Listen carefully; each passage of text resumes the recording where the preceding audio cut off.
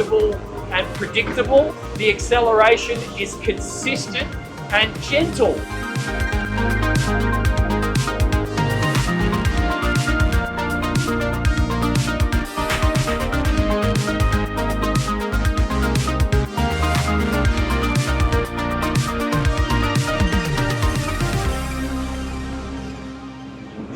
Shallow water access, convenience, and style.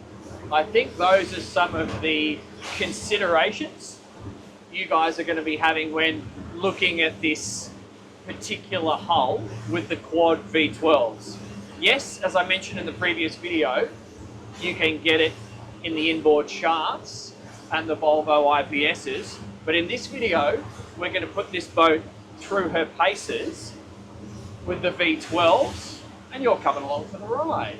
So right now, I'm sitting on a GPS speed of 31 knots. We do actually have a little wind warning today, and we have a nice amount of breeze. It's still at about the 10 to 12 knot level coming in from a northeasterly direction. So I'm going to head south. We're going to run with it at the moment.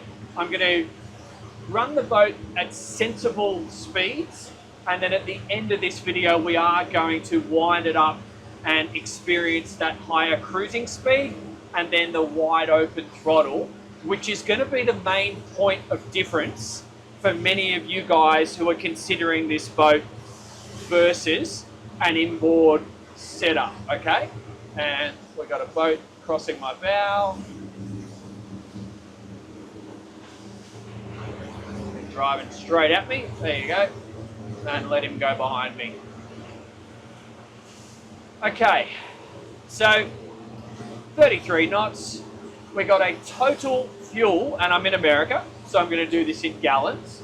I've got a total fuel flow of 94 gallons per hour at the moment and a speed return of 32. I actually just wanted to dial that speed back a little bit because I was sitting on about 27 knots during the drone, and I just want to give you that same experience. So 29 knots at 87 gallons total. In terms of the comfort factor, we are in a super comfortable state at the moment, and just dialing back on that speed a little bit at 3,680 RPM. That gives us a speed return of 26 to 27 knots GPS and a fuel flow of 70 gallons. That's really, really comfortable, guys. The noise levels are incredibly low. We're running 4 V12s. It's incredible what we can achieve. Now I'm just going to take us through a turn out to sea. We're going to be going into a little bit of swell and then into the wind, and I'm going to play with my speeds.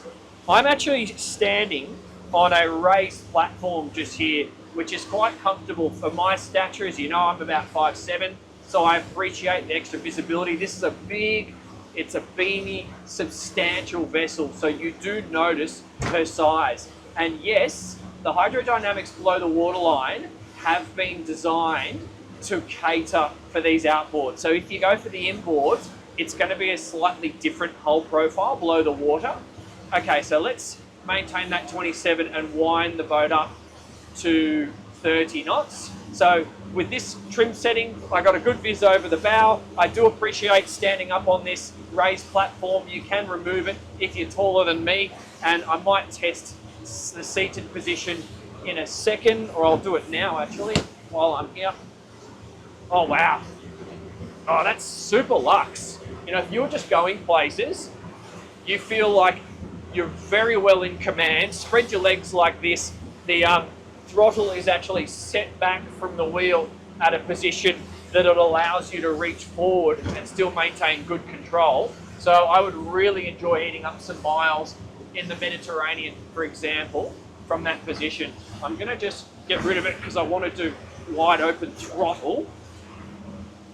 And let's take the boat through some turns. Here comes the wind and the waves. So it's a good opportunity.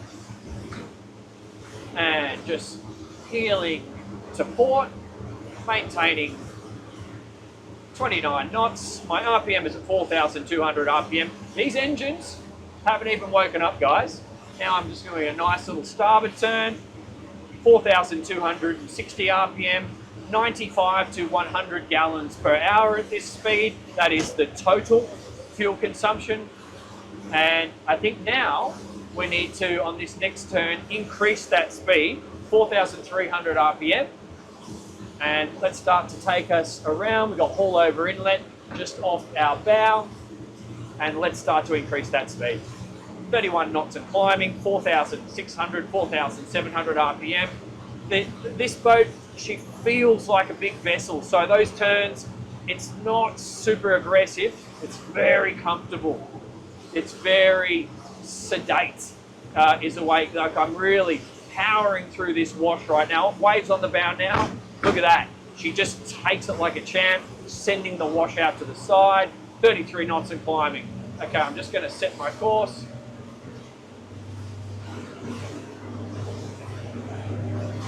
Okay, straighten up. 37 knots, easy peasy. I'm at 5,200 RPM. I'll just give it a little bit of engine trim.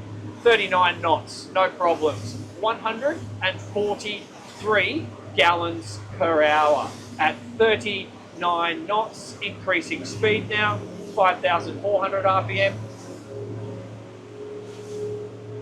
Okay, 42 knots and climbing, 180 gallons per hour. She feels smooth. Now I'm going to go wide open throttle. I can see 5,800 RPM, 45 knots. I've got a little bit of trim up, 45 and climbing. There's 6,000 RPM. The acceleration is consistent and gentle in a way. It's not, you know, kick you in the seat of your pants. But look at this. We're now doing 48 knots and climbing. 49 knots. The boat is smooth, comfortable and predictable. I think you could probably see in flat water, I'd say 50 knots is achievable on this boat with a little bit of trim up on the motors. Now I'm going to come back. I think the biggest takeaway just from this experience now is the size of this vessel and the beam of this vessel is very, very noticeable. If you're looking for a high capacity boat that can go places absolutely in the ocean, then this one's going to tick that box for you. So from here, we're going to go into some shallow water and we're going to play around with the close quarters maneuvering, because obviously bigger boat means more for you to think about. However, my access to the side decks, those midship cleats, is quite easy. And as I've now experienced on other boats, the joystick station hold on these Mercury's engines, it's so good as the boats get bigger and heavier, because as the engines are clicking in and out of gear, they're moving a much more greater amount of mass, so the whole process is a lot smoother. So I'm going to go to some shallow water and you're coming along. Okay guys, we're back at the marina and we've prepared the fenders, but I just want you to understand what is possible with these skyhook technology and the joystick. So look around, we're surrounded by expensive boats. We even have a nightclub and chicks dancing in the background. That can be distracting for some people. So what I was able to do was just press the skyhook, and as you can see, if you look behind me, the boat ain't moving.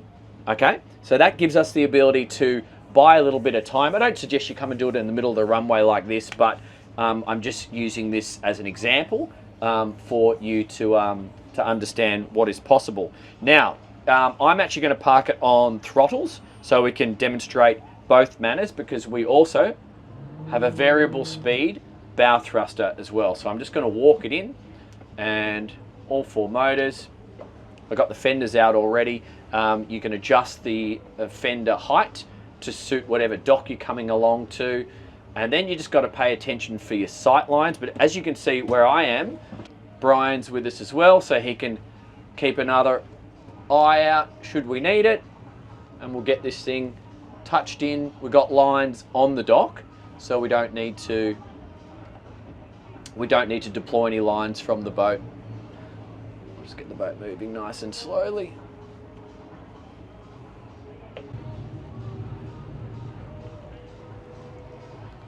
Get the boat moving.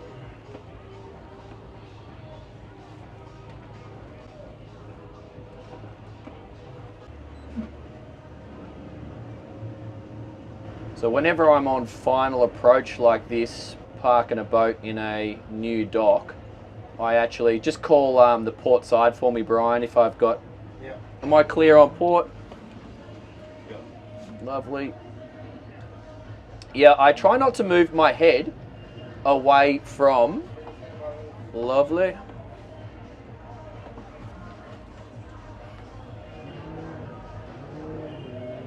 But your ability to access these side decks is what makes life easier for you.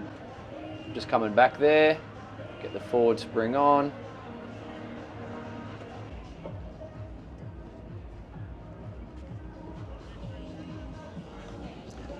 I love being able to sit up here.